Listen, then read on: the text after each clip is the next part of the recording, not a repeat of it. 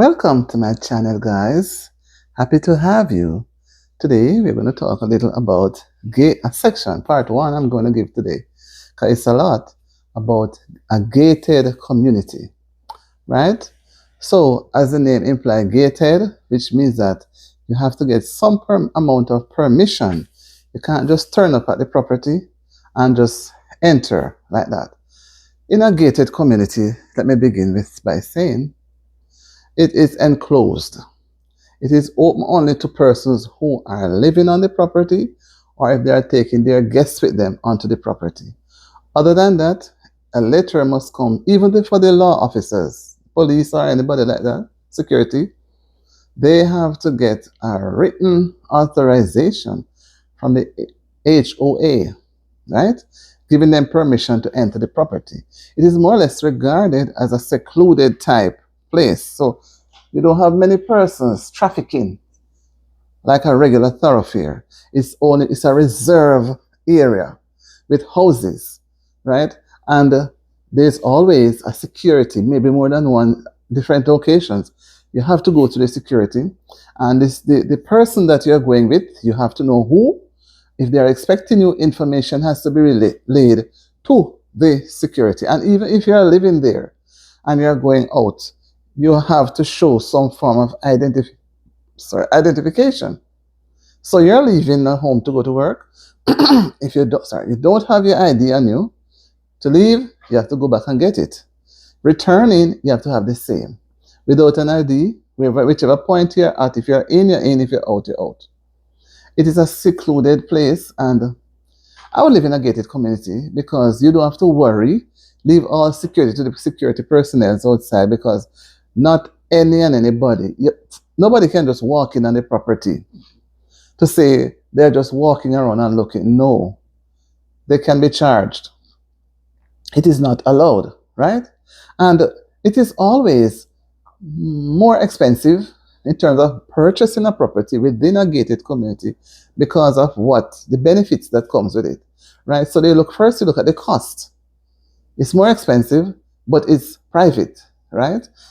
And you also look at the luxury that is there. There may be pools, maybe individual pools, or there may be a large pool that facilitates just those within the gated community. It doesn't allow for the outside public to come in and share.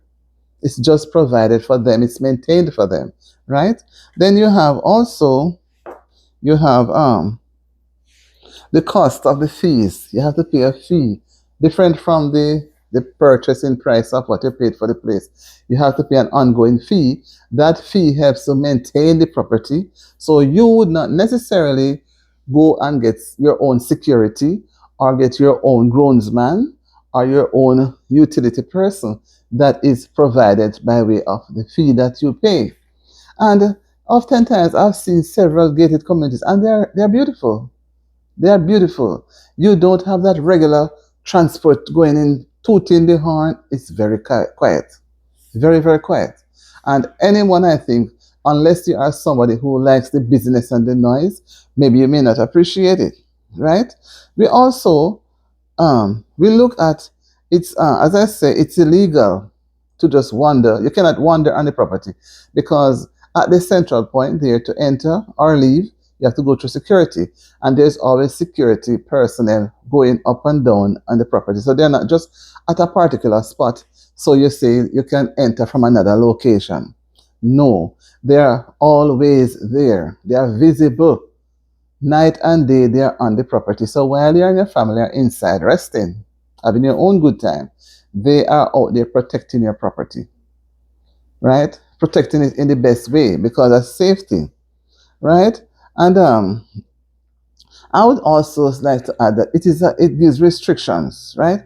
It restricts residents to only take their guests if they have family or friends coming on, if they did not inform the security personnel that they are expecting so many persons and give their names and maybe their address and location, that when they arrive at the point, the security will let them know that these persons are there. But if on another instance, you are maybe home, not home, and some persons turn up to find out They want to get through to you. This and you are not interested. You simply tell the security personnel and they allow the persons to go. Not to come to you, but not to enter the property. So it's a way of keeping away from the hustle and the bustle and the noise and the constant criminal activities that persons would try to do in a normal setting, right? Because they fear, because these security men, they're not there, they're just looking. They have their necessary tools on them. So in the event of somebody trying to disarm them, they know what to do, right? So I believe if wherever we are living could be a gated community, it would be so nice because you'd have your pool being prepared. It's always being maintained, so you can go to the pool whenever you want. Or you can just go once you're living, you're a resident in the community, you're allowed to walk. So you can take a walk inside the community. You don't necessarily go out because going out, you're going to be on your own. So you can walk around the property, exercising, right? And helping your system, helping your knowledge to be more aware of who your neighbors are and who the other person. So if persons in the same community should have a party and they want to invite you, you'll be welcome to go. But if somebody who doesn't live in the community needs to come, they have to get permission from the house HOA, and the security person has to be aware. So in the end, it may not work out because normally they don't try to have a trafficking of outsiders into the property because then it's going to become uncontrollable. So they focus mainly on persons who are living. So you're living within the community and it's normally fenced out. So no intruders don't gain access easily. So you're secluded, right? And then you within the community now are allowed to interact with the others in the community. But persons who are not living in the community, living outside elsewhere, even if they're your relatives, they do not have that privilege. So hence the term gated, enclosed, right? It's not a prison cell, but it's a barrier to avoid the constant trafficking and interaction of the public to be coming to and fro.